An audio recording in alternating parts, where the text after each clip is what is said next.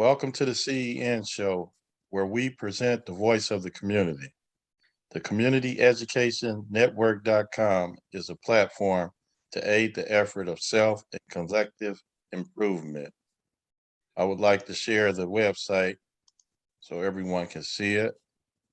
When they visit it, they can know what to expect. So here's our home page.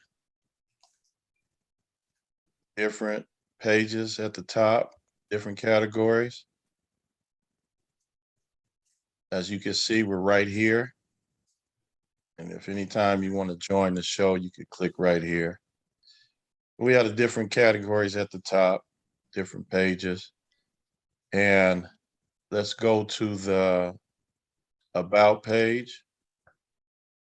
And as you can see, we have the CEN team.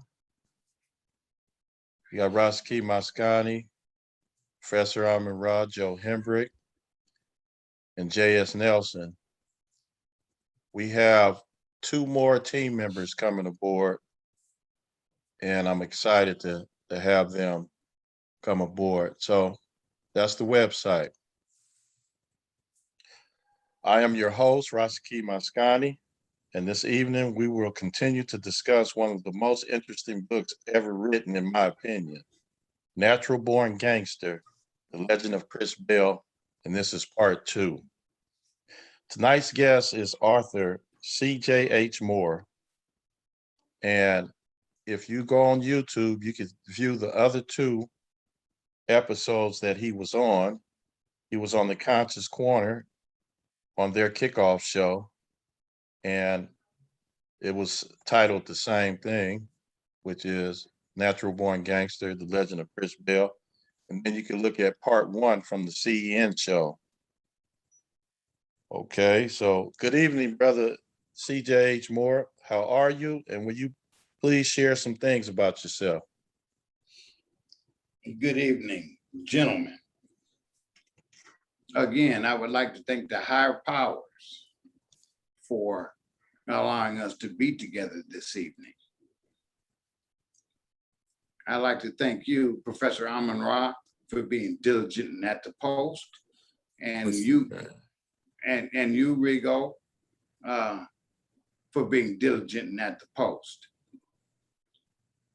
I wrote the book, Natural Born Gangster, The Legend of Chris Bell. I wrote it for a specific reason, and that reason is to bring Black people more into conscious congruity with each other, because we are and have been for many years divided.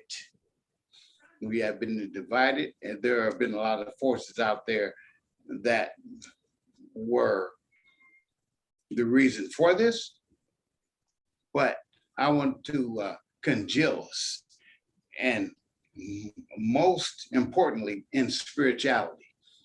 We can go physical, we can be physical, we can go to parties and parks and congregations at church, which is good, and the like, but we need to come together spiritually. And spiritually, I mean metaphysically. Now, spiritually can be astronomical. It can be astronomical. Now, let's deal with mathematics for a little while. 1 followed by 0 is what? It's 10. 1 followed by 0. Now, 1 followed by 303 zeros is a centillion. 1 followed by uncountable zeros is a Google. And no, that's not the Google you're thinking about, Google, because we can Google stuff, right? This Google, what I'm talking about is Googol. And in the observable universe, we can only see so much of it. Beyond that is astronomical.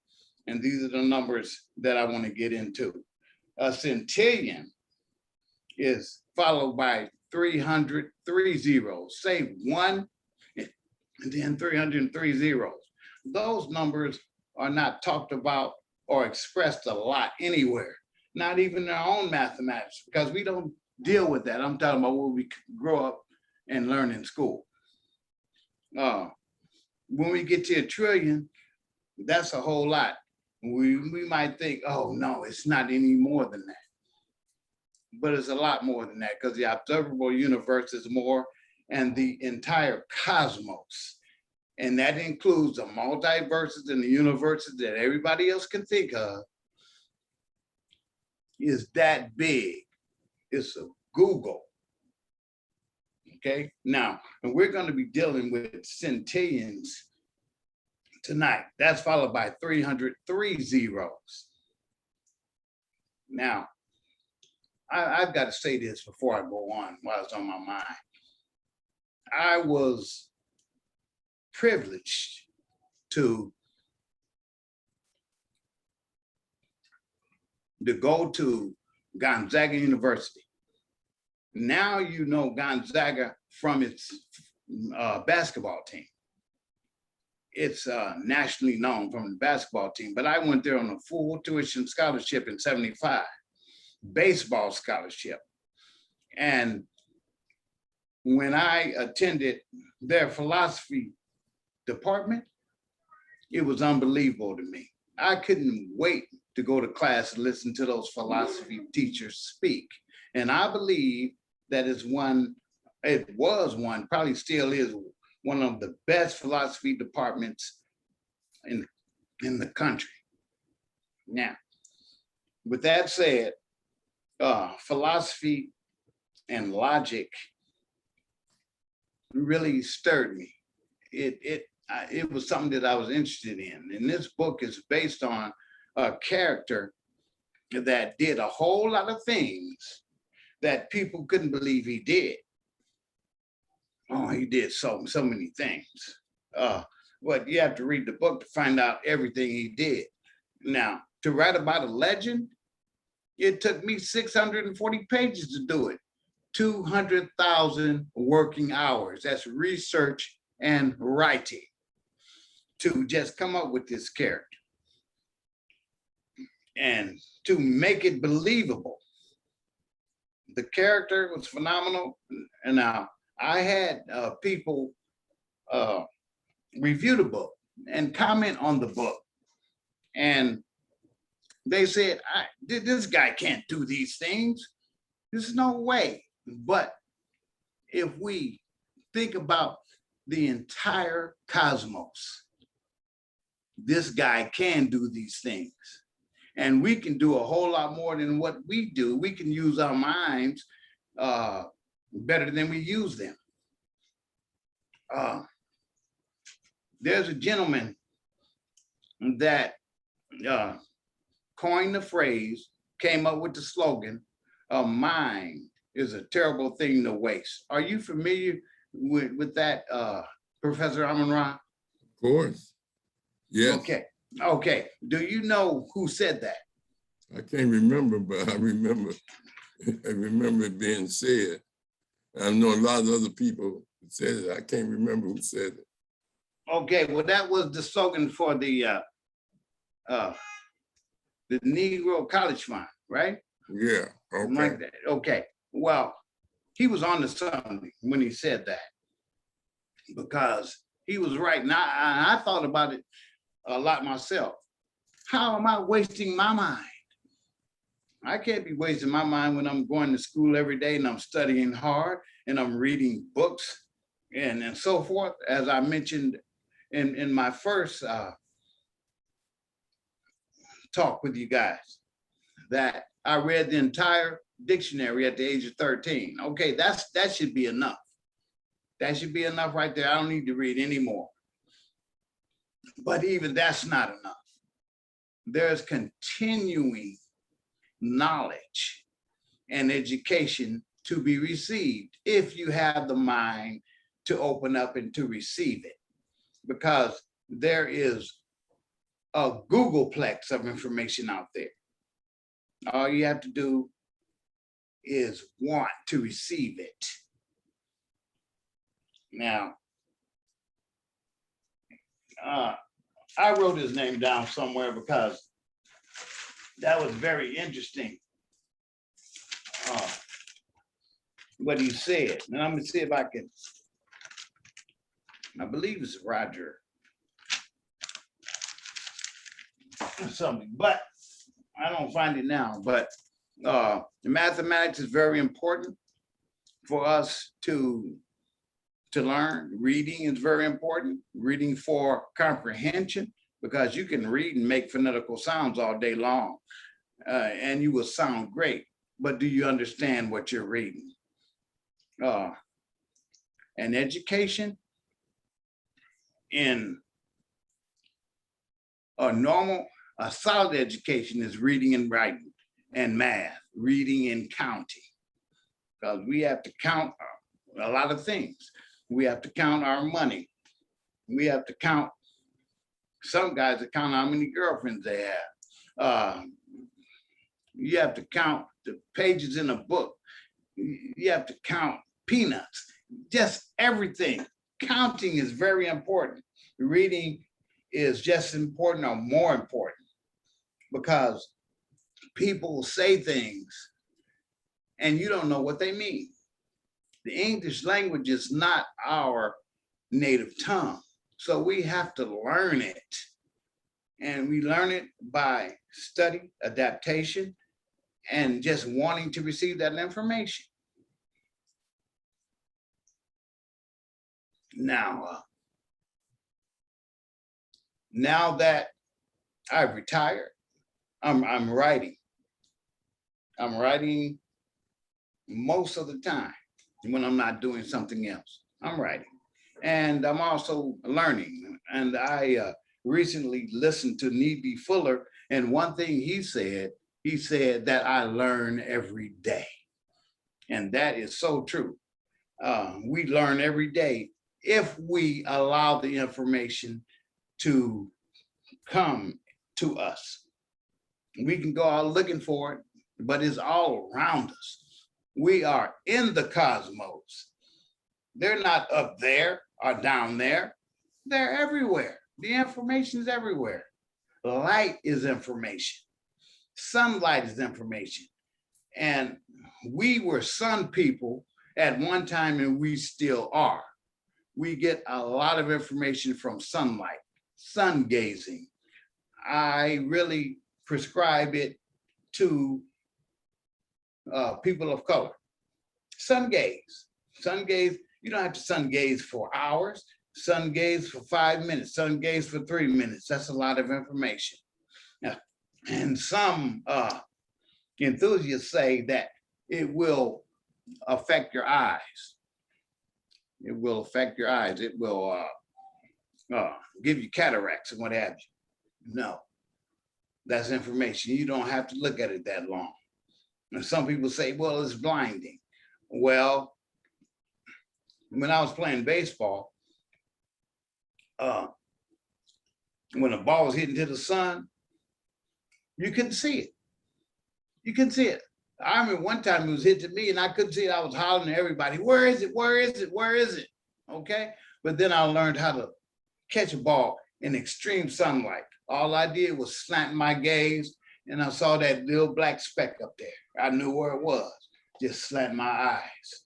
See, there are ways that you can get around things and that don't help you. You should engage in stuff that helps you, will help you grow, because the way of the universe in the first place is to grow. I mean, you plant something, it grows.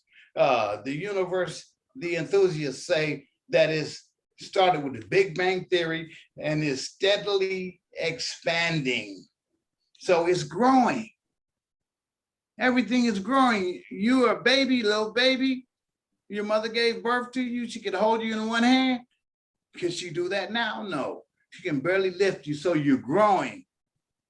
Everything grows. That is what I have to say to open up. Okay. You're on mute. You're on mute, Russia. Thank you, Professor Rock. You Okay. talked you talked a little bit about the cosmos, and that was my first question. Is there anything in depth that you want to talk about the cosmos? Yeah, the cosmos is a Googleplex big in numbers. In other words, it contains that many stars. Now, Googleplex is any number, large number, that you want to put after a 1, that's a Googleplex. The cosmos are that big. Now, we have to understand how we can be one with the cosmos, how we can connect to the cosmos, because African people can do it. How you do it? Through the pineal gland. Now, that's our 6th chakra, and it's dark blue in color. A pineal gland / third eye. Now, the third eye, I said in a previous podcast that it could see inside of the nucleus of an atom. Now, we know what atoms are. They make up everything that we can see physically, everything. The body itself contains 7 octillion atoms. Now, what's an octillion? An octillion is 27 zeros after the 1. Okay? That's how much atoms our body contains. Now, we have 206 bones, and we have about 70 organs. Now, all of this has to work together in order for us to do what we do. Breathe, eat, sleep. The pineal gland, it regulates everything. It is an overseer of everything in your body. Now, if you ask for something, say you ask for something, you want something, you desire something, the pineal gland is the way to get it. Because there's so much information out there. And there's cosmic melanin, and there's also neuromelanin. The pineal gland secretes neuromelanin. Melanin. It can connect. You can connect with everything out there, no matter how big the universe is. And that's what Chris Bell did. Chris Bell was a child of nature. He was a star child, but he was one with nature. So he was one with all that, one with the cosmos. And that's why he could do what he did. He did some amazing things in the book. The book is really an odyssey. He did some amazing things. And not only can he do those things, but we have individuals here, right here on Earth at this particular time in space, in this baby boom generation. We had people in the silent generation that was before us, they call it that, they could do that. And there's people in the X generation, and after the X generation, there's people in the millennial generation that can do these things. You can connect with the universe. It's big, that's right, and I told you how big it was. But you can connect with it if you know you can and want to.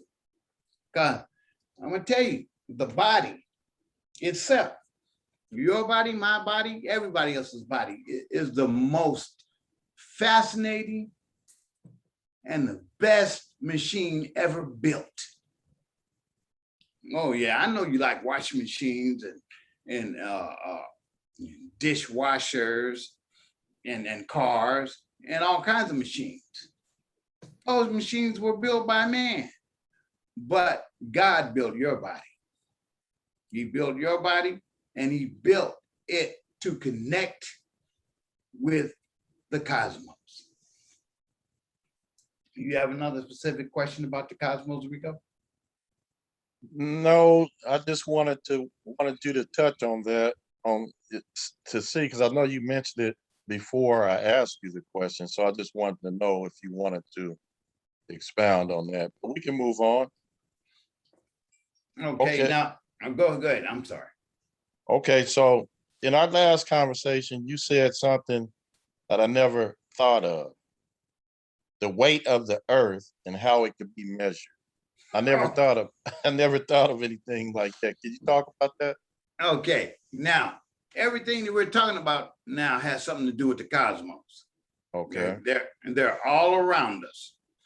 Now, the weight of the earth, there's nobody thinking about it. Our best scholars said, well, so what? How much does the earth weigh? All right. The earth weighs 13 septillion, 107 sextillion pounds. Now, what's a septillion? Okay. A septillion is 24 zeros. 24 zeros after the one. Okay. Now, what's a sextillion?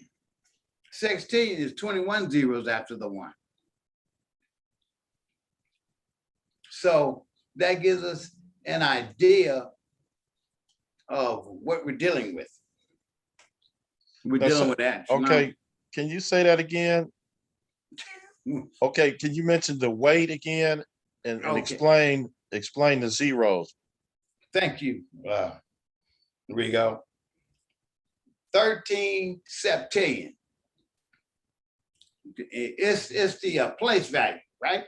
Yeah. So 13 septillion, 170 sextillion.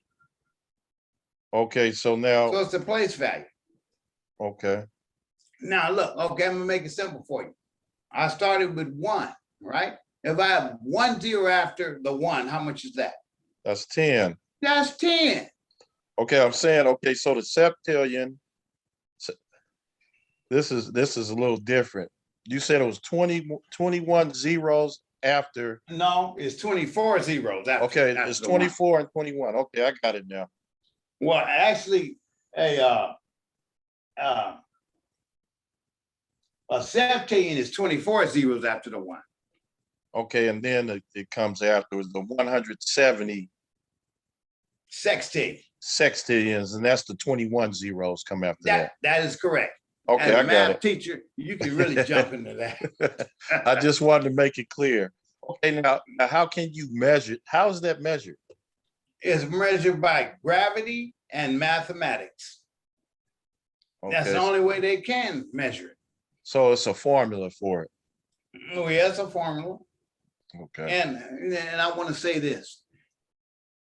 At Thanksgiving time, you like to eat, or most of us like to eat, the potato pie, right? My mother made some great potato pies. She'd bake them just right. Now, if you took a potato pie and cut it into 1,000,000 pieces and named every piece, that would make you intelligent. Would it? Oh, yes, it would. If you named every piece, well, whatever you want to name it. If you remembered that information by rote or whatever, if you remembered it, it would make you intelligent. Now, this is what I want to say before I go on, and I should have said it at the top of the show. Intelligence ends where spirituality begins. We can be intelligent all day because that's what we do. We cut up pieces of something and we name them, and somebody else names them, they get a degree. Period. That's very simple. Now, the people that have the power over this country, I'm talking about the federal government, and I want to make this statement too. You get up every day at 6 o'clock and be at work on time. You don't miss a day. And you retire after 30 years. And if you forget or don't have the ability to, for whatever reason, to pay your taxes, the government, the federal government, can sell that house that you worked for 30 years in a tax sale. So what I'm saying, the powers at be have that type of power. But as I said earlier, Justine Vanette Carroll, she wrote the play, Your Arms Are Too Short to Box with God. All that power out there in the universe, and I enumerated it, is at the disposal of human beings. And they are worried about paying property taxes when you have all that power. Justine Vanette Carroll was onto something when she wrote that book. She was onto something when she made that title. And even the word arms, as I said earlier, that's a pun. That's paranomasia. That's what writers do. They play with words. Arms could mean two different or more things. Arms as appendages and arms as weapons. Okay. Now, could you move on now? Here we go. Okay. Thank you for that. Let's start getting into the book now. Okay. On page 146, it states, some blacks claim to be devout Muslims and some blacks claim to be devout Christians. In my book, Yes. I know you're going, but you can finish it. You can finish it. Go ahead. Okay, yet the ideological differences systematically rip black minds to pieces. Okay, the mind is such. So can you give us an example of that claim?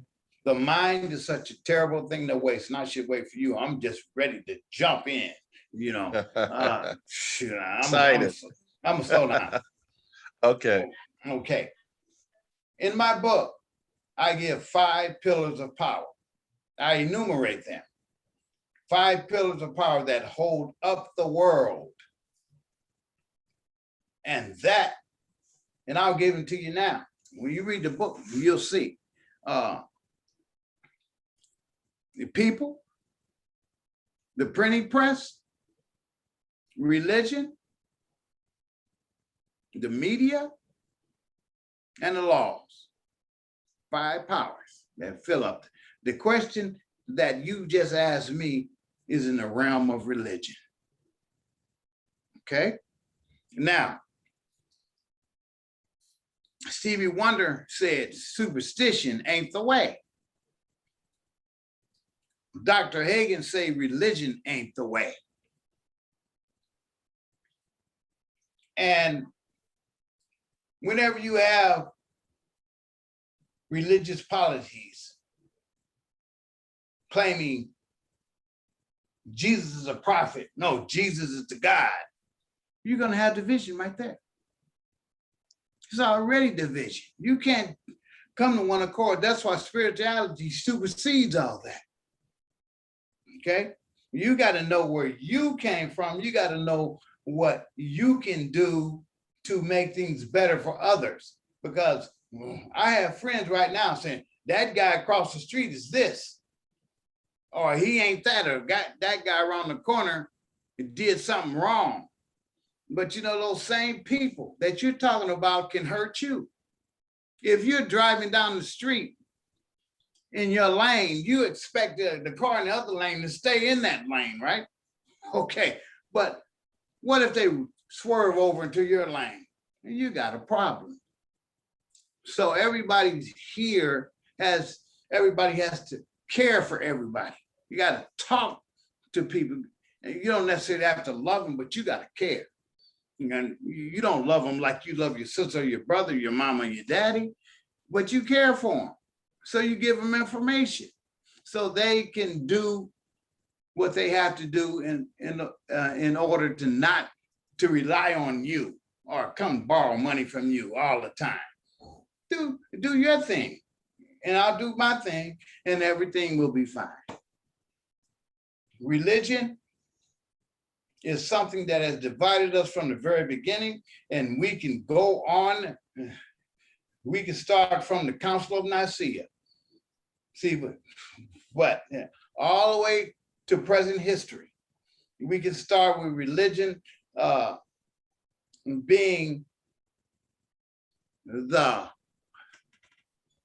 axe, or that big axe that cut time in half. Because we had a BC before religion was introduced, and now we have an AD. And as I said in my earlier talk, we're not really in the time frame of 2021. It's much older. In fact, we don't even know how old we are. You have a lot of theorists coming up with their theories. Okay, that's fine. Do your theories. But we have to understand who we are. We are Africans, and we have an ancestry. We do. And we had to come from somewhere. Whatever species you are, African, Caucasian, Asian, whatever, you had to have an ancestry. And our ancestry, I can tell you now, they built the pyramids. And nobody can understand how they were built. Now, I'm just telling you how they were built. They were built spiritually. That's why they can never figure out how they were built. You can't document spirituality. You have to live with it. You have to know it. You have to trust it. Okay? You can't document it. You can't write it down on a piece of paper because it's invisible. It's invisible.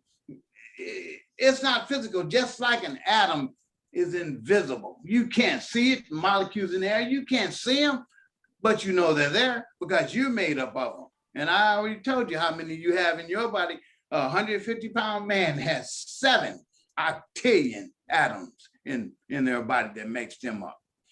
The human body is the finest machine that was ever built and will ever be built.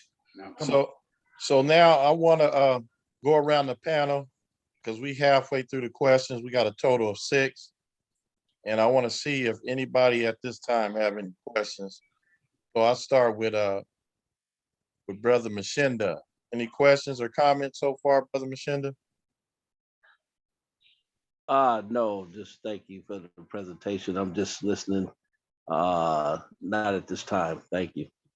Okay, Sister Aziza. No, I don't have any questions at the moment, but it's pretty interesting. Okay, thank you. Brother Doctor. Yeah, I have a few questions. Okay, We're going to talk about the book. And you start off with, more like educational philosophy, and that's where I was at the beginning. So let's go to chapter 15. One question I have for you. Chris thought school was moving slow. He wasn't interested in the subjects. And I got a question for you, in your opinion. Do you think that's kind of will be the norm for the Blacks here, or Black kids that's doing poor in school? Do you think it's because it's moving too slow and the subjects are not interested? are you finished with your question, Doctor? Well, I have a few more. If you answer that one, I'll go to the Okay, next I'll one. answer that one. Lovely question, Doctor, and thank you for your participation. Yes, that happens a lot with high school dropouts. But we know that a high school education will land you a job. It'll even land you some prestige. See, but there's a lot more information that's going on out there. A lot more that the teachers may not even get because it's spiritual. Look, I say I believe in sun gazing. I believe in herbalizing. A lot of information comes from the sun. And there in our galaxy, there's 1 trillion billion of them. Suns. So, but they call them stars. You must understand that a star is nothing more than the sun. It's the same thing. You say star, you mean sun. You say sun, you mean star. So my point is that information is coming to us all the time. It's coming to us even when we're asleep, even when we're not studying or writing a paper. I know I had to write my way through college because there's other things that I was weak in. So I wrote, and I got good grades. See, the education has to be well-rounded. And you know, a lot of this educational material could be biased because I can tell you this right now, and it's even in my book, and I'm just going to mention things in my book. I don't believe at the Boston Tea Party that it was all tea in those chests. I believe it was heroin in there too. Why I believe this? This is logical. The Europeans in the 16th and 15th century were the biggest drug dealers in the world. Now that's education. For them to even tell you that. And yet, in the 1800s, they almost turned China out because all of them were drug addicts. See, you don't realize that. The Opium Wars, check them out. You can Google that. During about the same time, they sent those boats over here because they wanted their money. And the King James wanted his money. He sent them over there by contract, and they were supposed to do what they were supposed to do here and send everything back. But they didn't. They said, no, you're not representing us. Why should we send you anything? So what King James did, I believe in my mind, that he sent tea and opium over to America in the Boston Tea Party. Why? Because they were thinking about having a war. Why? Because they wanted them out of their minds and weak so they could walk right over. Does that answer your question? Yeah, and actually you brought up my question number 3. Thank you. You're talking about mind and you're talking about money. Yes. Again, like I said, in chapter 15, I want to quote. Chris said, hey, the mind is more powerful than color and money that can affect or influence the state of mind.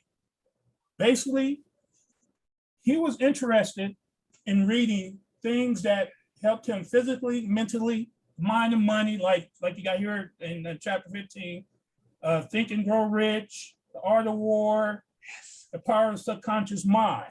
Yes. That was a question number 3. I want to know why, because as one great other philosopher said, I'm rolling down the street doing something with my mind on my money and my money on my mind. Kind of say like with your philosophy, why is that important in our society? That was question number 3, but I wanted to jump back because Chris was very interested in, when going back to the teaching in school, geography, you quote here, geography, business, philosophy, present and ancient world history, and advanced literature. Explain to me advanced literature, why? Advanced literature? And we'll go back to the mind on the money and the money on the mind. But yeah, that was my intrigue. Why was, I understand geography, I don't understand business, I don't understand philosophy, when you got your mind on your money and your money on your mind.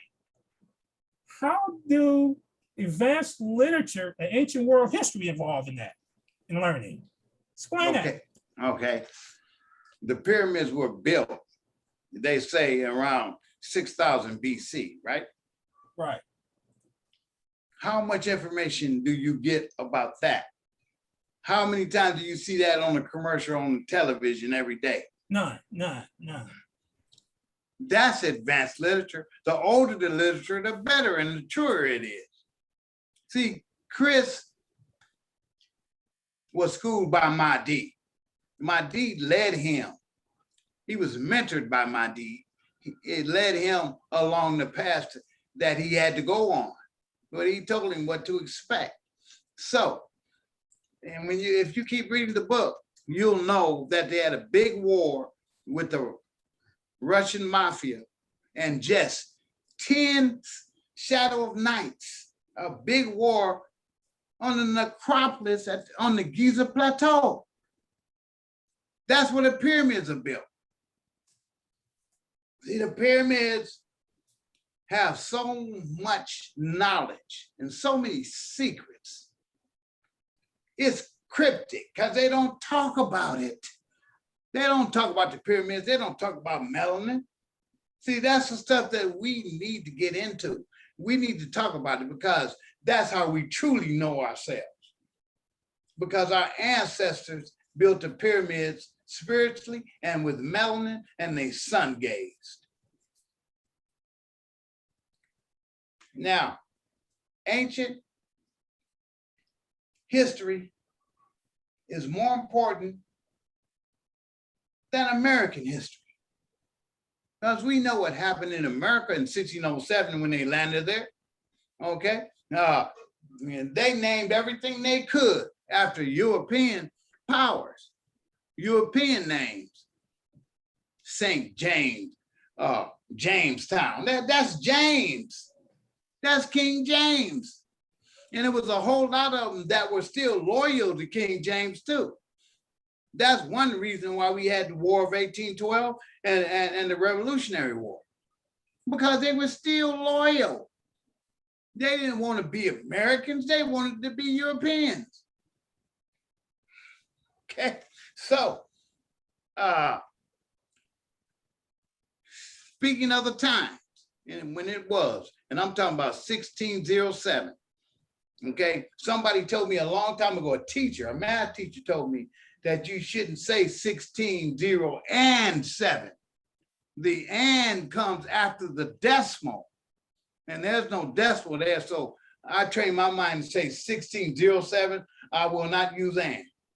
16 or 20 and 21 and all that, okay? It's 20, 21.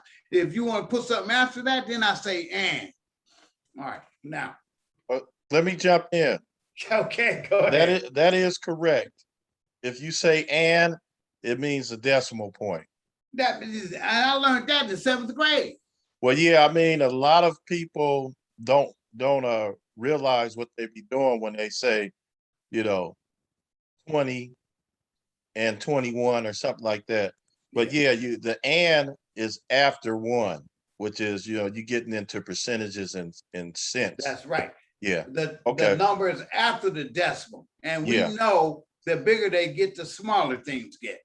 After the decimal. Yeah, because you say $20.20. Yeah, exactly. That's the proper way to say it. But we mess up the English language all day long. And I know it's the Queen's language. Well, it's mainly because people get hooked on what's popular versus what's correct. Okay, so I'm gonna shut up. Okay. No, I want you to input anything you can.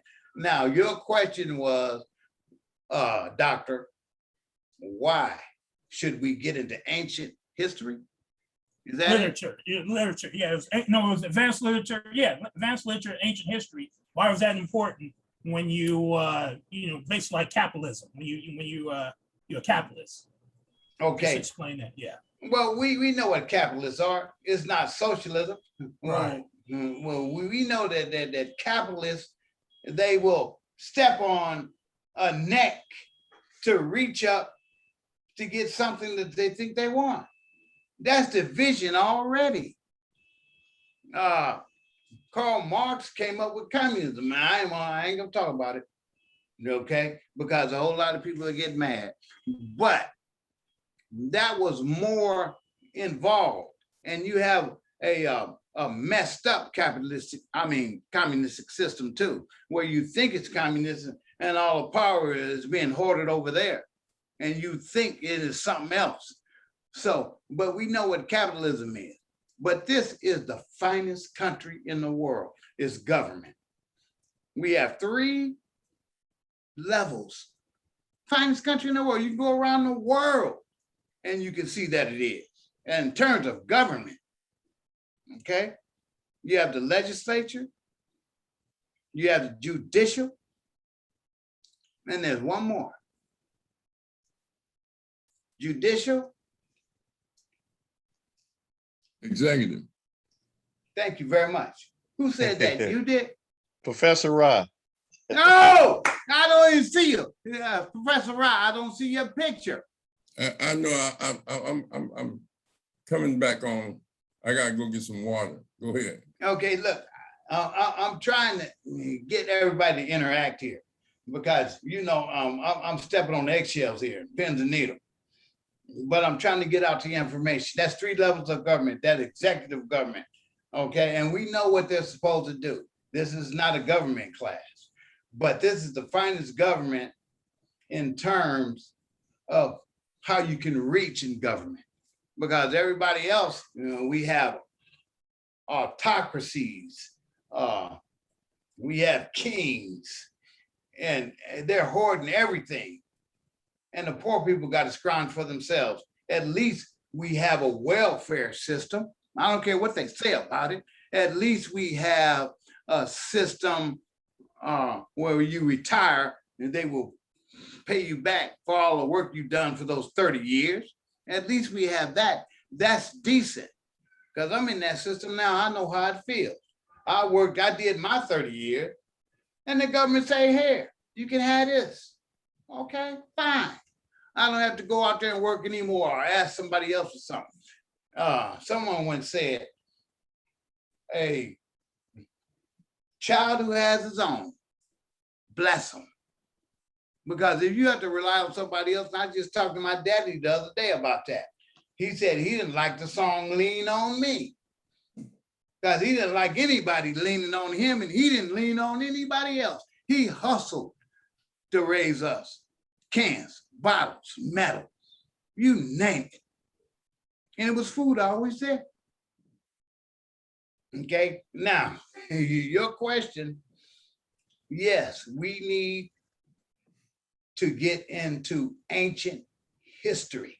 We need to know everything about the pyramids because those were some amazing people. What they did, they inscribed artfully, perfectly artfully, pictures in walls, and they developed paints that lasted thousands of years so you can see them. And they built temples exactly in conformity with the stars. Yes, you need to study them. That needs to be a part of African persons that have African ancestors study, period. If you study to get through high school or to college or get a doctorate, okay, fine. But use some of that time to study about your ancestors because that's where the real power is. Because if they can build a pyramid and nobody can figure out how they did it, I'm telling you that their DNA is coded within your DNA. So you have that knowledge already. You have it right there, but it's being suppressed. And I'm talking in a metaphysical way, in a genetical way. I'm not talking about public school, and I'm not talking about degrees and all that. I'm talking about information that will help us immediately in the long pull. Did I answer your question, Doc? Oh, definitely.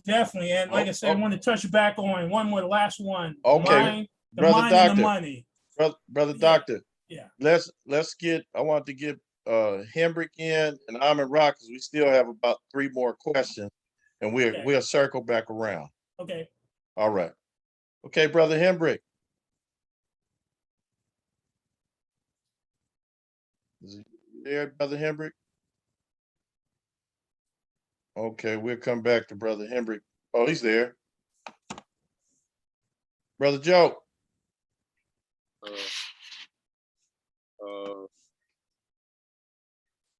Just like to elaborate again about the pyramid. That is, you know, that's that's 3 of almost 100. And, you know, the information came from the South and what they call the Holy of Holies, those that were built.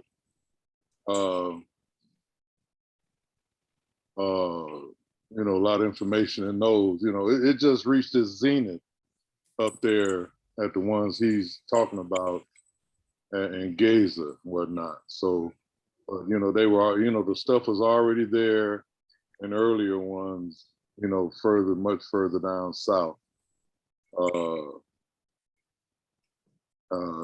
As far as the education system, and I guess the doctor asked this question about how come our kids don't excel or whatnot, relating to Chris Bell when he was in school. You know, it all depends on, you know, who's teaching them and expectations that those teachers have.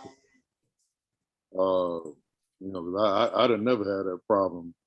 My kids rush to my class. I'm sure, like Professor Raw also, if they feel they're gonna get some information that they can use, and they're gonna be there, attentive, and what have you. There was some related to the cosmos. I can't think of what it, but you know, I've been tuned in from the gate. But anyway, maybe that'll come to me. I'll let someone else comment at this time.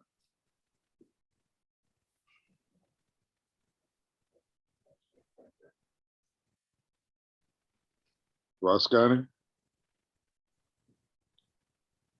I think he stepped away for a minute, so he was going around the table. So I think the last person's Amara, if he had anything to say. All right, Bangani, everyone.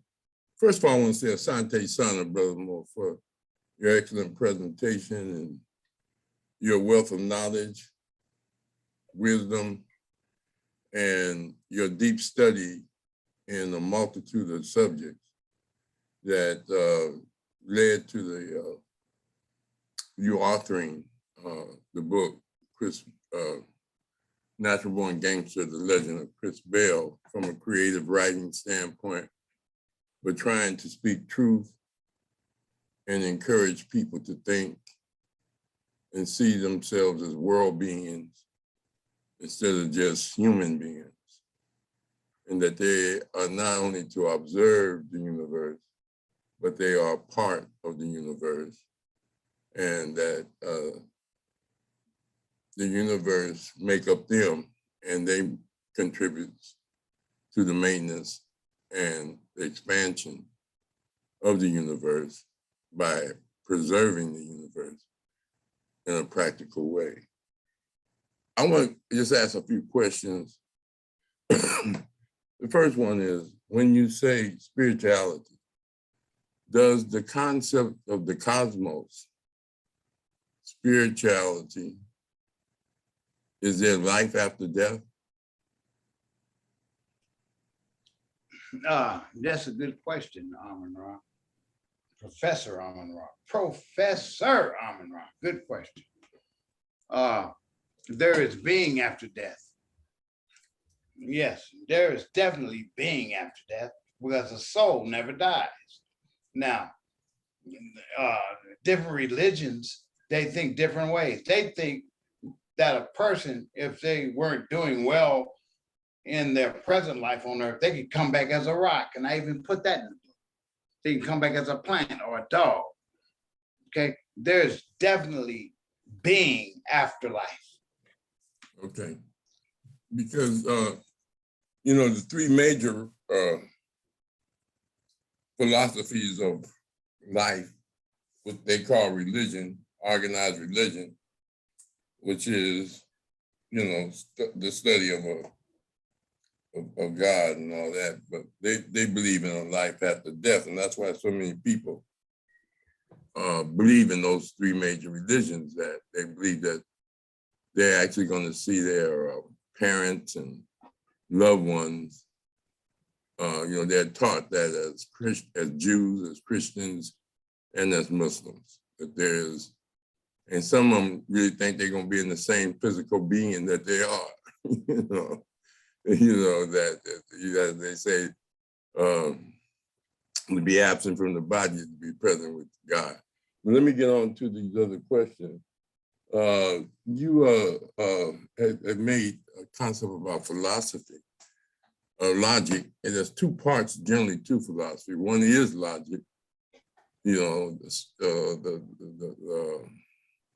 what goes up comes down and all of that. And then there's also the creative aspect of philosophy, where people belief systems. As Dr. Ben said, gods don't create people, people create gods. People create every aspect, as you were saying, in the universe. And so without, as they try to name it, the Hale-Bopp comet, when the white boys killed themselves in San Diego. Africans name things. That's where the calendar came from. That's where the name of various animals came from. I remember a brother named Nonu Olu. They were walking, and he was taking some people on a tour, this guide, and they asked him what was that animal, and he said kangaroo. And the guy said, "Oh, okay, kangaroo." But in his language, kangaroo means I don't know. But the point is that getting back to this theory of philosophies and belief systems, people categorize a lot of stuff. And I like the way you have organized and categorized the whole aspect of the atom and humans being made up of the atoms, and that some people believe they can see the atom through microscopes, and they try to split the atom, and that's where the so-called atom bomb came from and things of that nature. So, there's a dynamic in that where you put it in a positive perspective. Every time the European studies something or creates something, he started the rope, he started lynching somebody out of hemp, and he started lynching somebody. Then the same thing with electricity. He started the electric chair. He found out about gas. He started the gas chamber. Everything is to kill something. You see what I'm saying? I definitely you put it in the perspective of really producing and creating more life in your life by being a deep thinker and one who studies outside the realm of the education, because the more they teach you, the less you learn. But if you think for yourself, like you have done, and do your study, you want to see an intelligent person, you see one who studies, not who wants to go to school. But that's what the word student means, one who studies. But let me just get back to those.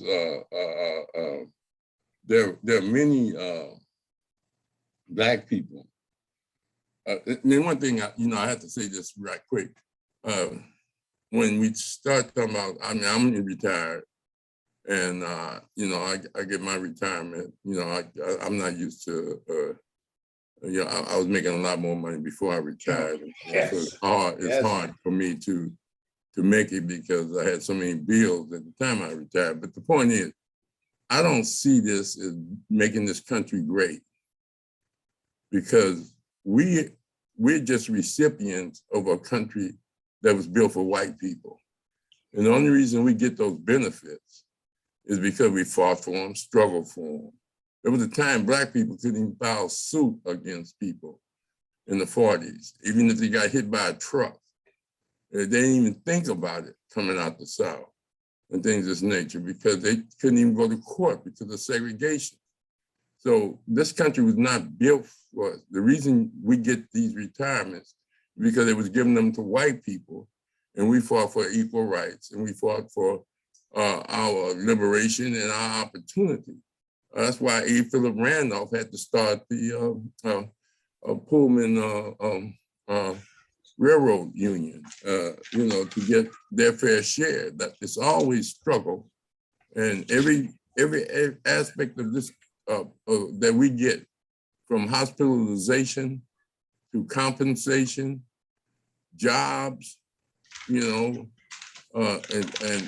even educational opportunities, we had to fight for it. Look at Meredith and all them people that were shot and beat. Arkansas 9, Little Rock. They had to fight to go to school. It was, we can't say, well, that's why Malcolm said, this ain't your place. You can't be saying we. I heard somebody talking about we in Afghanistan. I ain't in no damn Afghanistan. And that America's in Afghanistan. I live in America, but that don't make me an American. You understand? I accept the benefits, the rewards, and things of this nature, but at the same time, I know who I am and where I am. I'm not going to walk out there and just start running around with the flag like George Foreman did in the '68 Olympics, things of that nature. I'm not going to do that. But anyway, I'll stop right there and let other people come in. Okay, we go. Okay, isn't that Professor Amara? Isn't Yes, that what sir. a professor does? Yes. Okay, I'm okay. I used to love to listen to my professors in college. Yeah. Whenever they gave a lecture, that was the happiest time of my college years. I hear Yeah. you. So if you took Amon Ra's classes like I did, it was a must see and hear because we used to have good fun and we learned a lot. Yeah. So Asante for that. I couldn't wait for them classes. Matter of fact, I used to come to them when I was finished with school. So now let's get back to the questions, Calvin. Okay, All I right. just wanted to make a point about Go ahead. who coined the phrase or the slogan, "A mind is a terrible thing to waste." Okay, you found it. Oh yeah, All his right. name was Frederick Douglass Patterson. He was a provost at Tuskegee Institute. Now it's Tuskegee University. Okay. And What year was that? You got the year? well, he won the Medal of Freedom Award, which is the highest award you can receive as a civilian in America in 1987. Oh, okay. So it's recent. 1987, yeah. Okay. Brother Joe, you had a comment about that? Oh, well, the phrase is way before 1987. Okay. The phrase probably goes back to Tahuti Tahuti? or Tho. There's nothing new here. Everything that's said here was said in the motherland, the governments that he described, and all of that stuff. Communism, democracy, monarchies, all of that. But Tahuti was the main scribe during the early dynastic period, and even before. If you look at a lot of the pictures, he's called Tho also. Matter of fact, he's on the building at your school at Centennial, and that thing that I had put up there, he's up there, along with an Olmec head and other things. And let me just say this about America's so great because they let us get retirements and all that. They ain't giving me nothing. I work for mine. and I paid into a fund, and all they doing is giving me my money back that they held on to while I was working. So they ain't giving me a damn thing. I just want to get that straight. And I was looking at something last night on Geronimo and Crazy Horse. And I remember Professor Rob mentioned a number of treaties that this European has broken with those people. And the reason I bring this up, because you talk about America and us and we, well, that ain't even it. It was their land. And just like King Joseph said of the Nice Indians up in the Pacific Northwest, you came with this Bible, left us with the Bible, and took our land. But that's the attitude of the European. He wants to dominate, he wants to control the world. And I didn't hear Brother Moore talk about that aspect in the cosmos with the war that's going on between the reptilians and the Anunnaki. I guess he might think it's a little too heavy for this lecture this evening. I don't know, but we a bunch of times about it. I remember when Professor Raw used to call me a lot of times. I'd be in the back, sun gazing, as you say, watering my lawn. He like, "What's happening?" I said, "I'm in church." Yeah. So that's something, man. I could attest to some of what you're saying. Now when it comes to the reptilians and whatever else, we could touch on it all. Okay, you want to touch on that next time? Well, yeah, we can get to that next time. But Okay. because what let me say something. Because what happens is, if someone is listening and you mention something, that's a reference point for studying. Yes.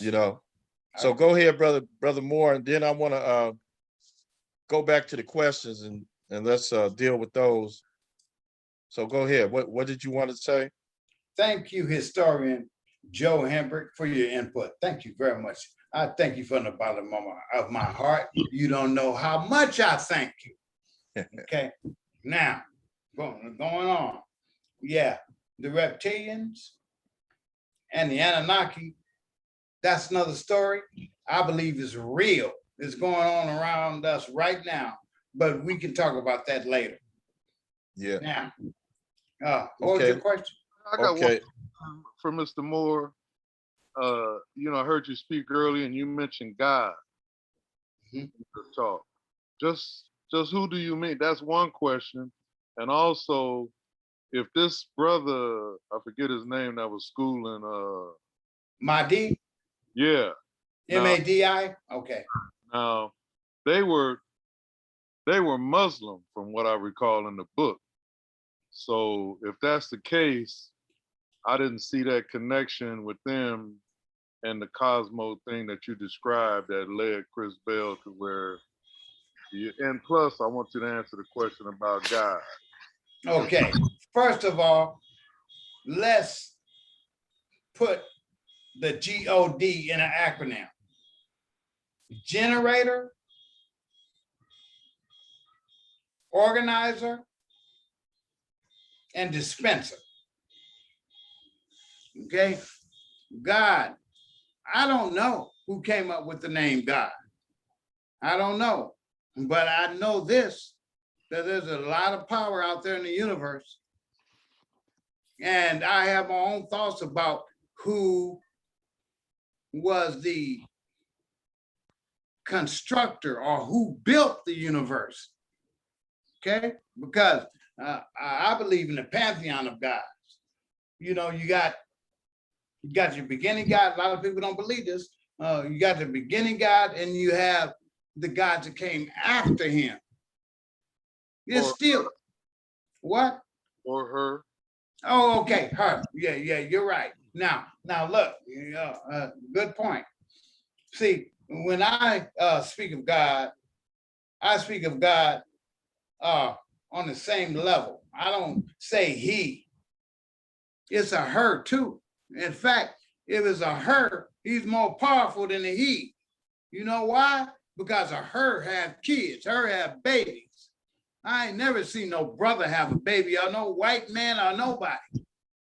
It's those sisters and those white girls or Asian girls, Mexican girls, all of them, they have the babies and they should be given props for that. Now, from the beginning, Astro Crazy, I learned from him that the female version of God and the male version of God was created simultaneously at the same time. Okay, now, did that answer your question, doctor? That wasn't a doctor, that was Joe. So No, Hendrick, Yeah, but I'm talking about before Joe asked a question. He said, doctor asked me a couple of questions. yeah. So doctor want to ask some other questions, but let's get to the other questions so we can get back to the good doctor. So we're gonna come right back to the good doctor because he had a few more questions. Okay, he's not there. Okay.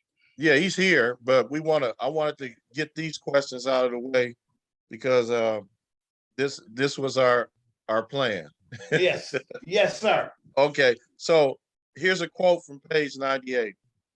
Racism is a system designed to protect the European genotype. Please explain that. Okay, first of all, you have to understand what a genotype is. Okay.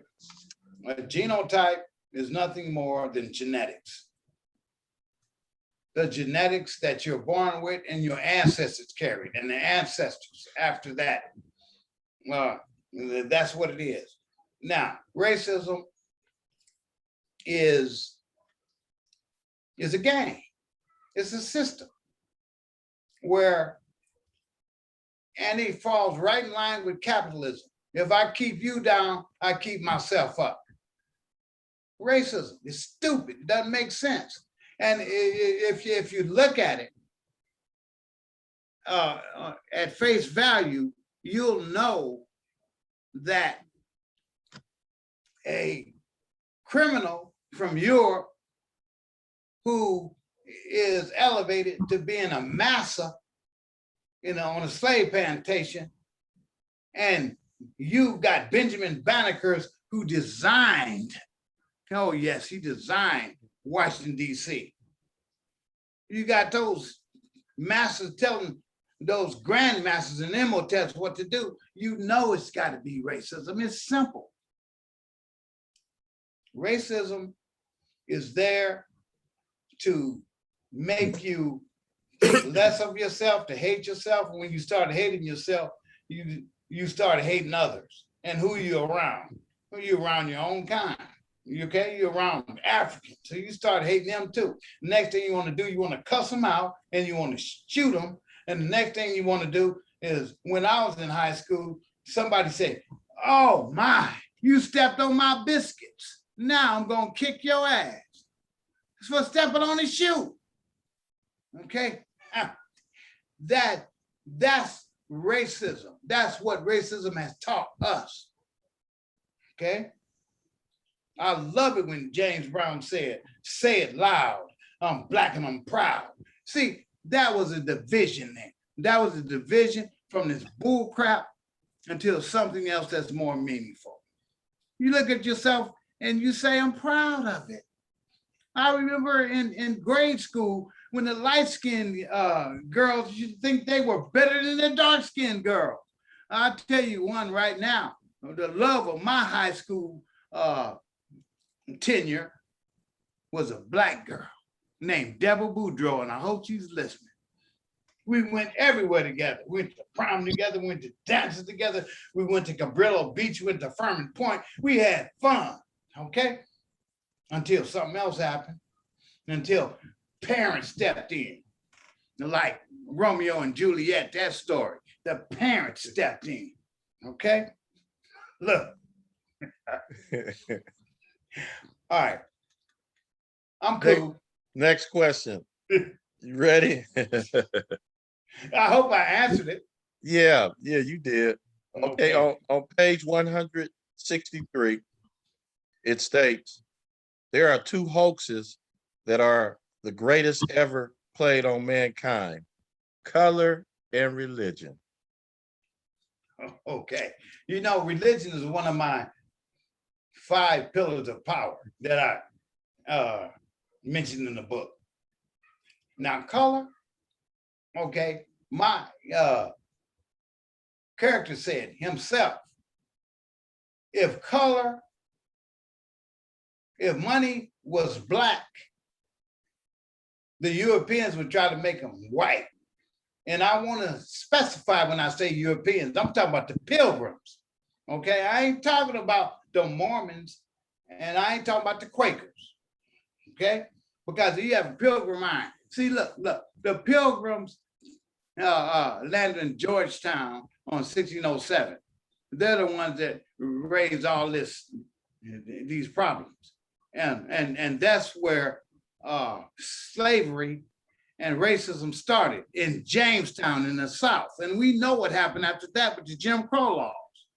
It started there in this country. Okay, so up north, you had different thinkers. Other places, you had different thinkers. I know that I went to a Mormon school when I graduated from high school. Nobody, one person said, look, I never saw a black before. Can I touch you? But that same person that wanted to touch me sat next to me in class without a problem. They never called me out of my name. And I told you, Carl Windward was one of my best friends. Sure, I'll tell you what he did. He saved me from problems. So you can't tell me that all white folks are bad. You can't do it because I wouldn't be here to talk to you now if it wasn't for him.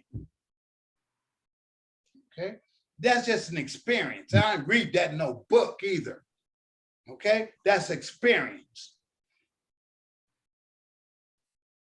Okay.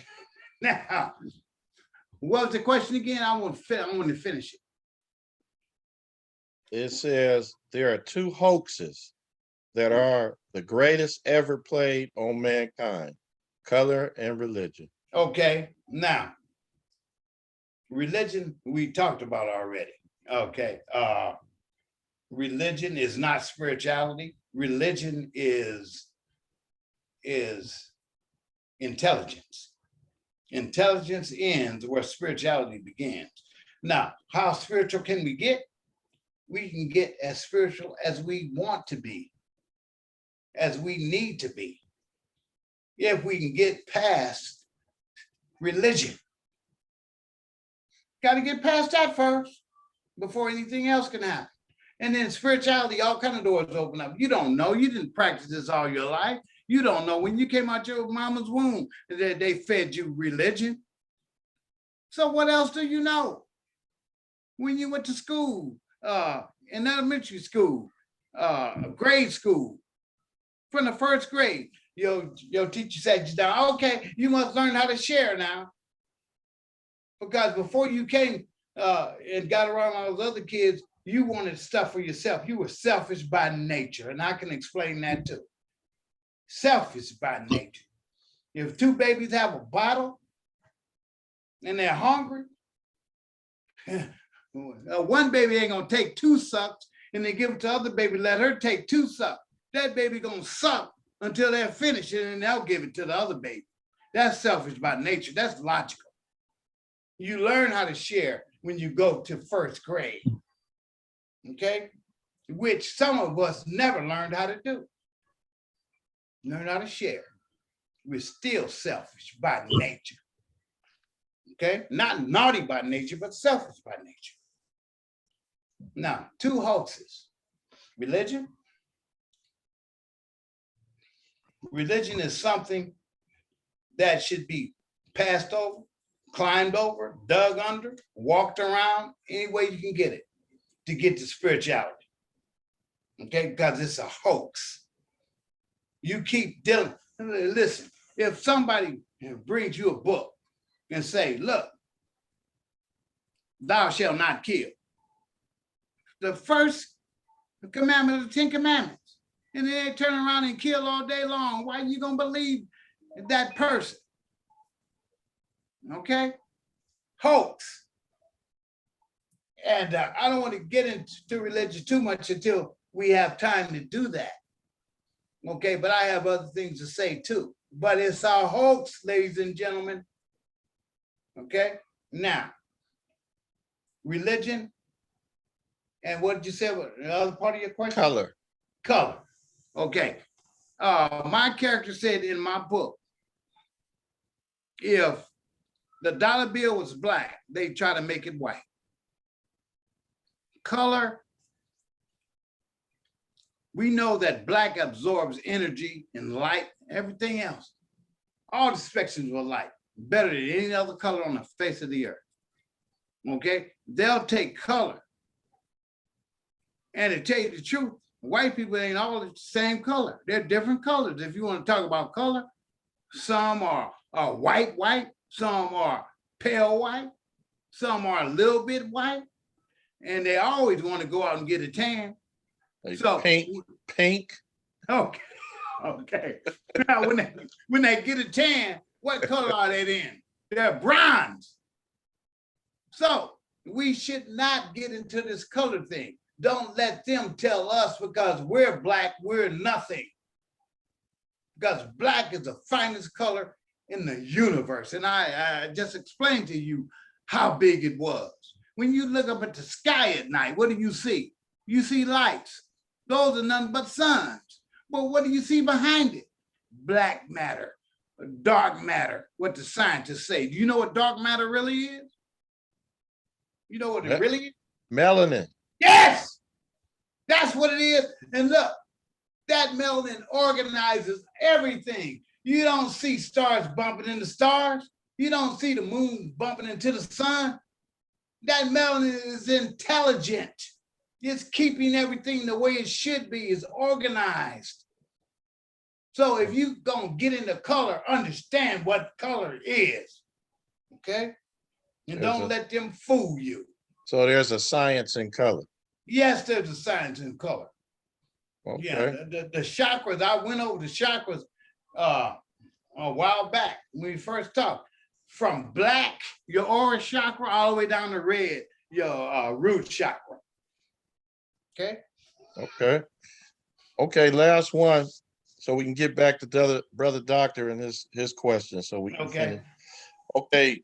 This is page 289, correct? What we about to talk about? 229. 229.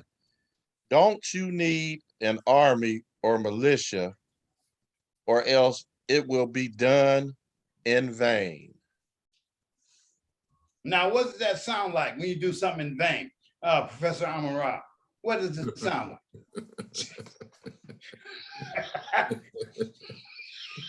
Well, like you say, that's a discussion for another time. But from the standpoint of in vain, I can't even relate to it. Oh, okay, all right. Joe, you have anything to say about that one? In vain, you do something in vain? Okay, he's not there. Yeah, he's there. No, nothing. Okay, all right. When you do something in vain, that means you have excessive pride from the last time I looked. Excessive pride. So vanity. Oh, I'm all this, I'm all that. I'm this way, you that way. I'm better than you. Okay, that's vain. Okay? Now, that's the way I'm looking at it anyway. But in the book, I spelt it V-E-I-N. And what does that mean? Okay, veins, the veins in your body. Or you can hit a vein and be rich in gold. But the vein in your body, the veins in your body, what do? They circulate. They circulate the blood. They go around and around. The heart pumps, and the blood carries oxygen and other nutrients and minerals to other organs in your body. which you have. I already told you how many it was. I think I said around 70. Okay. What 70 organs. you have 78. 78. Okay. 78 organs. The enthusiasts are the ones who cut up the pie into little bitty pieces and named them all. They say it's around 78 organs, and you have 206 bones in your body. And now, a force, an infinite force, came together and put those organs and bones together and made the finest machine that ever we will see on the face of the earth. Okay. Now, vein, paranomasia, paranomasia. That's a literary device that writers use in order to get the attention of their readers and make their writing more palpable. That's it. They want to dress it up. I mean, a woman likes to dress up and put on earrings, long, pretty fingernails and all this. Yeah, and you like to dress up too, put on a nice suit, put on some rings, and maybe some guys wear earrings. You have your hair all combed right, okay? Now, you like to dress up. Writers like to dress up their work. Paranomasia. That's a literary device that means pun. Pun, P-U-N. Now, what's a pun? Of course, it's a homonym. Spell the same and have different meanings. A lot of authors do it. Shakespeare was great at doing it, but you got to see it. I know that if you're at a party, an anniversary or anything, and you see the cake over there, you say, oh my, your mouth start watering, say, I want that cake. I want a piece of that cake. So you go over, you chop it up, you slice it, you get a piece, and it tastes good. Do you appreciate what it tastes like? No. How can you? You know why you don't know? Can appreciate it? Because you don't know what the baker put in it. Now, once you know what the baker put in it, you can appreciate it. Now, you can like it anytime you want, but to appreciate something, you got to know something. Okay? Now, I had a professional company to review my book. I paid $300 for them to review it because I know I needed it to be reviewed. It's onlinebookcompany.org. They reviewed my book. Now, this is a true story. The first time, and it took about 6 months, almost 8 months to get everything squared away. I sent it in the first time. And the girl sent it back to me. She said, and this is her comments, and you can verify everything I'm saying. I'm gonna give this book 2 out of 4 stars because I don't believe what the character is doing. Chris Bale, he can't do all that being so young. And then she sent that stuff back to me, and I said, I can't believe it. I can't believe that a professional company is sending me this. So I went on a warpath. I called her a loose cannon. I said she didn't read it. I know she didn't read it. That's logical. And then another guy read it because they had a reread, right? He gave it 3 out of 4 stars. But he said he didn't give me 4 stars in it because it had too many mistakes. Okay, fine. Where's the mistakes? It took me a whole year to edit that book, me and my publishing company, 1 year entirely. I tell you, 365 days. I read that book 13, 14, 15 times. Word for word, all the way through. That's what it takes. No, man. And this guy said there's a lot of mistakes. All right. So that particular passage that you read just now, he said it was a mistake. One of the most glaring mistakes in my book. The other ones were one word, 2 words, but this is a whole sentence. That shit is a mistake. You should have put VAI in. Okay. And then I wrote to him, I said, do you understand literature and literary devices? A lot of people don't, because there's 500 of them that you got to be familiar with or you know them. A lot of people not into literature, literary devices, they're into something else. They'll read 100 books and don't know what a literary device is, okay? But a writer that's worth the salt has to be conscious of a literary device when he sees it. It just pops up, oh, I see it. Well, other people read right over it and never see it. Now, this guy read over this and didn't see it. And he's supposed to be a professional reviewer. Better than you, better than Amon Ra, better than Joe, better than me, better than most people, because he's a pro. He gets paid for it. I paid him $300 for it. And he screwed it up because he didn't understand paranomasia. He didn't understand that I meant going around in circles, spinning your wheels, not getting anything done, as opposed to having excessive pride. Now, what's that guy's name? Okay, well, he's from Online Book Company. If you go on there, you'll see the guy who reviewed my book because it's on the internet. It was him. Now, he reads, what, thousands of books, hundreds of books a year. That's his job. But I say he's inept because he couldn't catch that. Okay, most people can't. But I just want to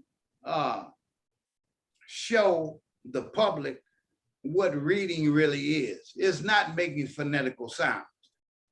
I know my vowels, A, E, I, O, and U, sometimes Y and W. Most people don't even know that. They don't even know when W is a vowel. They don't even know when Y is a vowel. But that's the stuff I have to know because I'm a writer. Okay. So Go ahead. So now that's I'll say that for later. Okay. Okay. Let's get to Brother Doctor. Okay. Brother Doctor, get that other question in. Yeah, you know what? That was I want to ask you a different question now because you guys brought up something, but yeah, the other question was the mind on the. I love the mind and the money, man. The mind is a more powerful thing, and I love it when you said, man, that money can affect the mind. The mind is a powerful thing, but money can affect it. But I wanted to jump off that because everybody was talking about. Yeah, go ahead. I'm sorry to interrupt you. Go ahead. No, go ahead. Sorry. Because I can actually sit here and ask you questions for another 3 or 4 hours, man. About this. All right. You're on a roll, and I didn't mean to stop you. No. Go ahead. My mind on my money on my mind. Right. I just want to make this point, and a lot of people get annoyed at me when I correct them when they mess up the Queen's English and all that. They get annoyed at me, and that I've been doing that for years. I detect, and I tutored in the Compton, Los Angeles area for 8 years. And that's how I made a living, tutoring. And tutoring is nothing but teaching. Oh, you can document it. Now, my mind on my money and my money on my mind. That, when I heard that the first time, a long time ago, because I think that Ice Cube said that. Snoop Dogg did. It was Snoop Dogg. No, that was his voice. That was on Snoop Dogg's album, but that was Ice Cube's voice. It was? Yeah, it was his voice. My money on my mind on smoking ganja, writing down and all that. When I first heard it, I I said, that sounds like Ice Cube's voice, but that's Snoop Dogg's record. He rapped and I like his rap and I'll buy some of his stuff because I like it. When most people don't like it. But when he said that, that's a literary device. Money on my mind and mind on my money. That's a literary device all day long.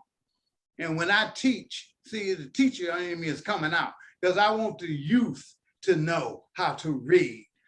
Study literary devices and then do your reading. Study them. Then do your reading. You'll see a whole lot more. You'll appreciate what the author's doing instead of just reading something you don't know what the author's doing. But you get an effect, but you don't know what the author's doing. That right there, money on my mind, mind on my money, is a literary device called chiasmus or antibiotably. Antibiotably or chiasmus. Most people don't know that. They don't even care. So how can they appreciate it? Can you explain? Can you explain that? When you make a statement and then you reverse it, mind Okay. on my money, money on my mind. You see that? Mind on my money, and then I reverse it, money on my mind. It's like a palindrome. That's another literary device. But it's called a chiasmus or an antibiotably. Antibiotably. It's pronounced just like that. Okay, can I spell it? Yes, I can spell it.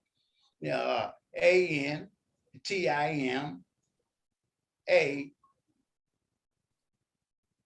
Antibiotably. Antibiotably. Okay.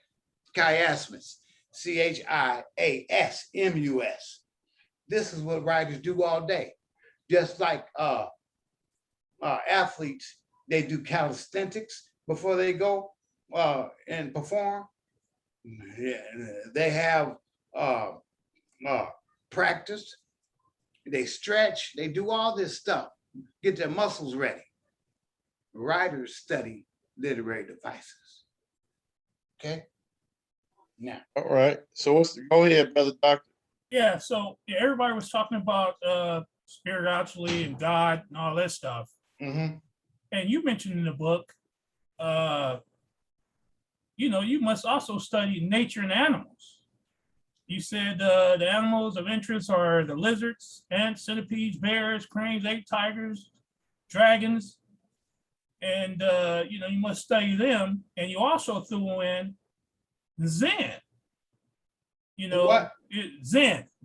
You said CEN? Zen is a peaceful mind and deep concentration. Okay. You putting that with the religious, with the spiritual and God stuff.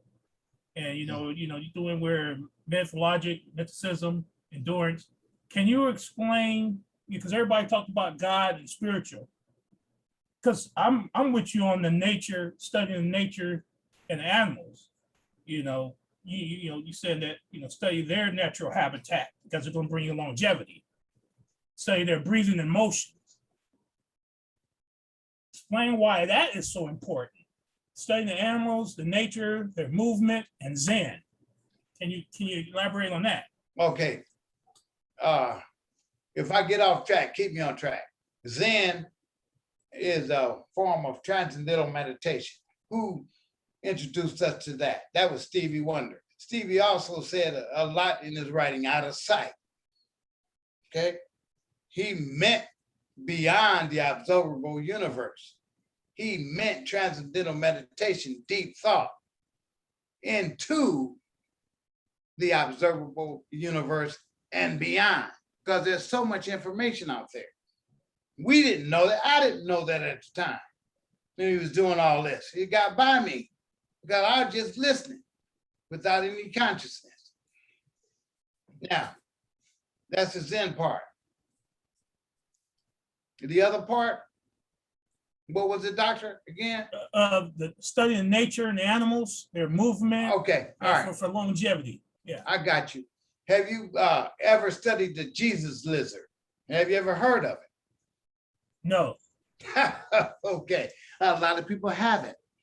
See, what the Jesus lizard does is he runs on water. He actually runs on it. Runs on water. He runs on lakes. He doesn't swim. He runs across it. You can Google it. You can see it. See him doing it. Yeah, I've seen that. How do you know it was a Jesus lizard? I've seen the lizard, yeah, running across the lakes and the little river. Yeah. They cut up the pie into a whole bunch of pieces and they can name it what they want to. They named it the Jesus lizard. Why? Because he walked on water. And you know what my characters did? They were walking on water too. Okay? Especially when they were running from place to place and they had to on assignment getting things done. They can run on water too. They can run on ice. And this girl says, I don't believe he did that. Yeah, well, he did do it because he's one with nature. He hooked up with the cosmos. And he's like a Magic Johnson, Chris Bell was. He made everybody around him better. And they believed in him. You know why? Because he just wouldn't be a fake leader. He'd lead. They wouldn't believe a lot of things he did. He'd go first. So they believed what he could do. Okay? Now, I answered the lizard part. Did I answer your question, doctor? If I didn't, tell me what I didn't get to.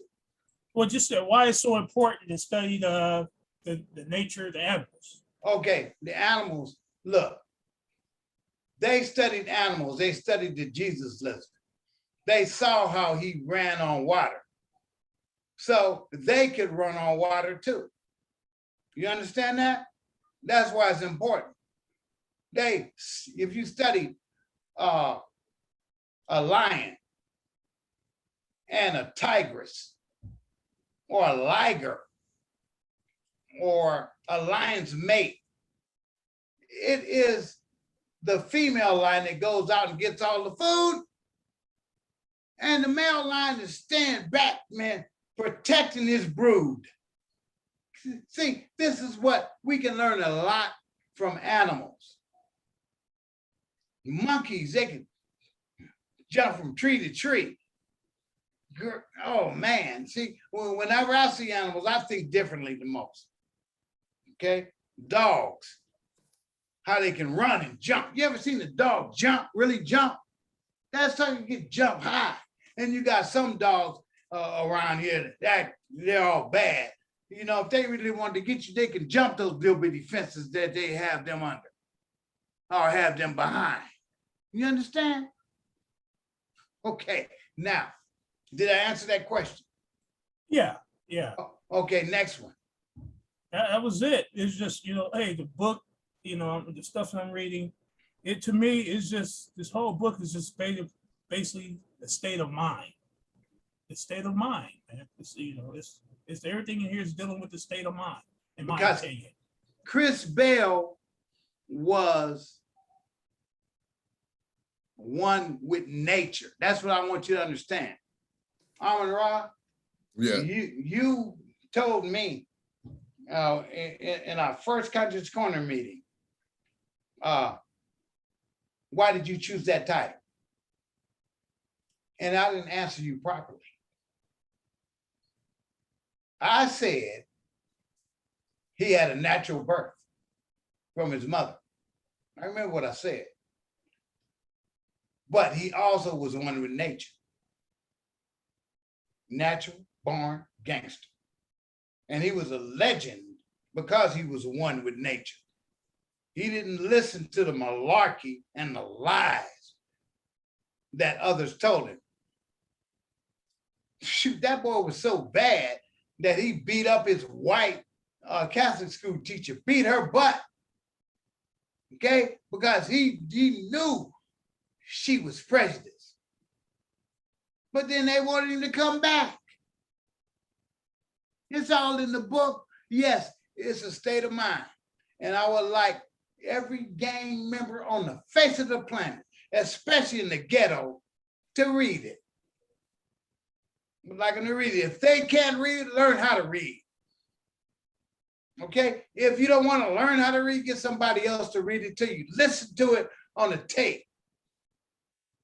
But that book was written for you guys. Okay, I'm talking about those gang members and in the ghetto. That's causing a lot of collateral damage, killing innocent people. And what happened? You got to have a plan. Chris Bell had a plan. He said we ain't gonna do that. If anything, we gonna protect him and we gonna make money another way. And his money, yes, he started selling drugs at first because that's what he was born into. He was a religious at first. That's how he was born into that. But that boy grew. He grew into the smartest and the most dependable person on earth in history. That's why I even put it in my book. I put it in my bio, my preface. It's right there. So when you're reading a book, think about that. Okay? You don't have to do the things you do. You can make money. Yeah, you can make money, but it's how you make money. Okay, go on. If you hustle bottles and cans and take them down to the dispensary, that's not robbing a bank. That's still money. It may not be as much money as you want it to be, but you gotta come together, unite. You pull those dollars together, like I know that other nationalities have done. Okay, mainly the Hispanics. They pull their monies together. And what do? They come up. So why can't you do the same? You have this power, this awesome power that you can connect with, and you decide consciously not to connect with it and do something else. Okay, you can do this. I know you can. Chris Bell did it. I know it's a fiction, but it's facts in there too, baby. It's a verisimilitude. It's facts in there. I know you can do it because I've seen it done. All right. Okay. So now we're gonna conclude, and we're gonna go to Professor Amaran Joe Hembry, and then we'll cap off with Brother C.J.H. Moore. So let's go on and go to Professor Ra, and then we go to Brother Hembry. Oh, okay. Well, before we go on, Brother Doctor, did I answer all your questions? Sure did, and I can't wait till you come on next time because I got plenty more. Well, thank you for supporting me in reading that book. Because when you mentioned some of the things in there, oh man, I remember them. And thank you very much. All I can say, thank you. Okay, I'm done. Go ahead, Amaran. There's so much that we can compliment you on as far as your deep thought and your creative writing. And that's the beauty of freedom. You can do things. And this is why when you said in vain, most of it means incomplete or not fulfilled. But you spelled it different, as you said, because you had a different meaning. And the same thing with the concept of the yin and the yang, the Chinese psychology of the two sides of the brain, and a deep thought of metaphysics and things of this nature. But the issue is, Sergeant Ball, who wrote the book Black Truth and wrote a book, the Black, I forget the other one right now, but anyway, he studied animals, and he lived in Japan 10 years, and he said that the whole linguistics, were people mimicking in their alphabet animals, and he did this search he did 10 years of study on that, of studying the animals. And as you said, people saw birds fly, and the first people that tried to fly put on wings and jumped off rocks and mountains trying to emulate birds. And that didn't work until they found out aeronautics, and and then that led to the airplane. As far as math is concerned, the space shuttle would have never gotten off the ground without them sisters in the math. So we are into math. The Dogon star that ancient Africans saw without telescopes. No one else could see it but them. So that aspect of it is true. You look at the whole concept of studying and thinking and being progressive and opening up people's minds. Most of the material that you say will not be taught in school because it's more of an indoctrination than education. And they indoctrinate you to be American. We did share. Berry Gordy borrowed money from his sisters and mothered them to start Motown. Johnson of Ebony borrowed money from his mother, $500, and they grew it into big business. We used to share flour, share sugar, and when Black people came from the South to Chicago during the big migration, we pooled our resources. They opened up barbershops, they opened up shoe shine parlors, opened up pool halls, they opened up churches, and they all shared it. We've invested in each other historically. The question is that sometimes we don't use ourselves, as you said so eloquently, as a model by going into our own culture and studying our ancient history. Because pyramids were not just brick buildings that people can't figure out how they were built. They were tombs where kings and queens were buried with their riches. And you see movies where they rob grave robbers. When you go to King Tut Museum, they stole that and put all that gold and all that beautiful cosmetics. All of that is part of our ancient history. But we did cosmetics to bring out our feature, not to change our features. There's a difference between wearing a wig to cover up going bald as a woman than putting on a blue, yellow, green wig for attention. So my point is that Chris Bell, from the standpoint of what I get from the discussion, was a person that you use to try to inspire people to lead, to invest in their, and really study the potential of their minds, those that can do that. You know, some have mental illness, some have been afflicted by drugs, alcohol, some, so that's very difficult. But for those that do, you're trying to inspire them to say, oh, open up your mind and study your history, your culture, and study nature so that you can see life, not the way the Europeans describe it, not the way your conditions make it, but the way nature evolved from that standpoint. So I compliment you on it. And your definitions of concepts, and that's all Ebonics, that's all Black sounds, Black nature, Black history. And I love it. So just keep up the good work. And as a good doctor said, we're looking forward not only to discuss Chris Bell, the natural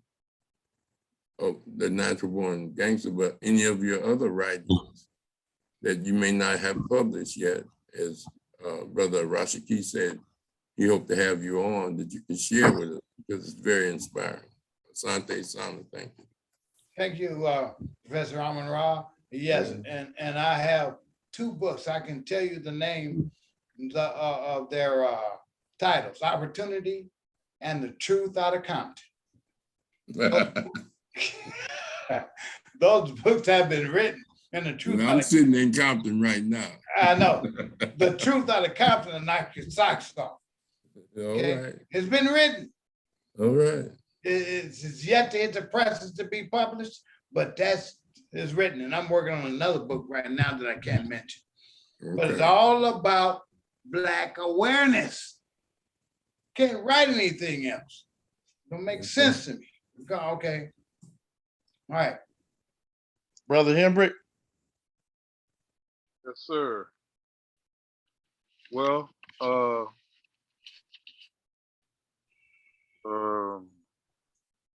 getting to the nature aspect, you know, one of my favorite shows that I used to love, I know it's television, but I used to rush home every day after work to watch the show Kung Fu Mm.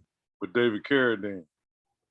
And when he was a kid in the Shaolin Temple, learning these skills, you know, that's what they would be imitating in their fighting are you know, animals like the crane and the tiger and all of that. And he used to always say that the main goal to become a Shaolin priest was to get in perfect tune with nature. And you know, nature shows us the way on everything, like Calvin was talking about in the beginning about you're a baby, you grow, plants grow, trees grow, crops grow. That's it. And we can learn some things from nature because there's some things in nature that are harmful and some things in that same thing that's harmful and to, you know, to another degree of it can be helpful. That's what most medicines are of something that's really dangerous, but they only give you a portion of it that heals you instead of kill you. And getting back to philosophy that he talked about earlier, uh, you know, Ma'at is an early philosophy that our people need to know. Our people need to know, we don't know. And my question to Brother Moore is, most of these people that you're trying to reach are non-readers. Just take it from experience that I know people are people. So you need to get on audio or something because our people are not reading like we should. And like the system of education is really job training. It's not education. Education is something you got to do for yourself. And lastly, I want to say that our scholars have written all of the stuff that, you know, we need to know. You know, John Jackson, Edward Blyden, Schoenberg, Clark, Ben Yakinen, Van Sertima, Renoko, and also Kwesi down the line, Neely Fuller. So all of us there. So we need to give attention to it. And there's an old sociological saying, you know, you become what you give your attention to. That's how that religion has grabbed so many of our people because they give their attention to it all week long. And so so, you know, we need to get into our own history, culture. I'm talking about before we came here, because the stuff we got since we've been here is straight European in some shape, form, or fashion. So I always mention that we got to go across the water. And it behooves me every time we come to that time in February, most of the information that's disseminated starts from 1619 or 1607, as you said. So anyway, that's it. I'm just thriving for our folks to wake up and get busy because there are examples that we've already done these things and all we got to do is get on and give attention to it and move on. So that's it. All right. Okay, Joe, thank you very much, man. We've been knowing each other since we've been kids. I'll tell them how old. 12, 13 years old. I'll tell you how old I am now. I'm 68. I just had a birthday August 7th. And if you were reading between the lines, you know that already. In 2 years, I'll be 70. Okay? Now, I want to thank you, Joe, for your input. And I'm going to tell you this right now. And I want to, I mean it. I'm on your team, man. All right. And thank you for introducing me to Rigo and Amon Ra. I'm on your team. All right, brother. Okay. Welcome aboard, brother C. Dage Moore. Welcome aboard. He needs to tune in more than when he's on the guest speaker. Yeah, see, but you know what, Joe? He's busy writing. Yes, yes, I am. I want to hear that. Okay, so you want me to march triple time? I'll try. Because sometimes armies have to march triple time to get the objective. Let me ask you this. How many hours you over there playing dominoes? See, that's just money. I've been doing that for 10 plus years. I've been doing that over a decade. That's a hard habit to break. When I go over there, I can relax a little bit, listen to music. And, you know, I don't do too much extracurricular activity outside. I can't. When I used to golf, we used to golf together, I was out there every day. And let me say this, speaking of golf and Brother Raw, I don't know if you knew this brother or not, but I just found out today that Coach Eccles had made his transition. I don't know if you guys knew Eccles. He was a coach in the Southland, always wore cowboy boots and a cowboy hat. Cal Muir, the brother that I was playing with D. Allen that time, we were out in Chino somewhere playing. He was a doctor. Oh, yes, I do remember. Yeah. I think we may have exchanged some words too. You remember that? He was exchanging words with D. Allen, not Eccles. Okay, but I remember the brother. Yeah, I do. Yeah, he succumbed to kidney cancer down in the Mississippi, Tennessee area back in July. I just found out today. Okay. Good brother. I send my condolences to his family, friends, and relatives, man, because I did know him. He was always helping people. Matter of fact, Rigo, when Rod was a coach at Centennial, that Eccles just bought him a machine when you shoot the ball through the basket and it kicks the ball back to you. And Eccles wouldn't even let him know that he paid for it. But that's where it came from him. He was one of them kind of brothers. Okay. Well, that's excellent, man. Okay. Condolences to the brother. Rigo, before you go on, I'm sorry. Condolences to the brother. Okay. I thought you were getting ready to say something else. I just want to make this statement, okay? And I want it to crystallize and delve into the minds of our youth. Think about it, chomp on it, and study it. Even pray about it. That's what you do. Communicate with it. Intelligence ends where spirituality begins. Okay, I'm done. Okay, so this concludes part 2. I'm looking forward to part 3. I appreciate your great efforts, Brother Calvin. Excellent book.